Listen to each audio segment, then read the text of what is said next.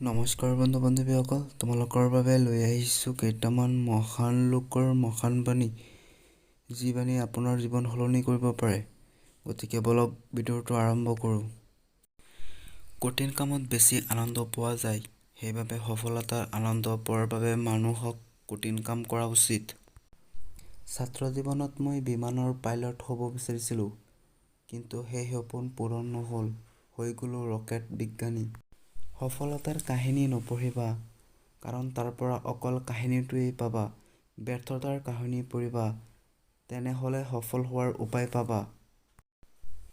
এটা ভাল কিতাপ ভাল বন্ধুৰ সমান, কিন্তু এজন ভাল বন্ধু এটা লাইব্ৰেৰীৰ সমান। জীৱন আৰু সময় পৃথিৱীৰ শ্ৰেষ্ঠ শিক্ষক।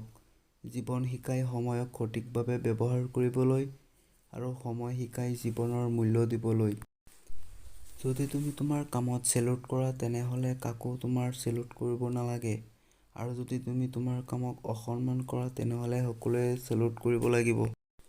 সপোন সেইটো নহয় যিটো টোপনিত দেখে, সপোন হ'ল সেইটো যি সপোনৰ পূৰণৰ বাবে টোপনি নাহে।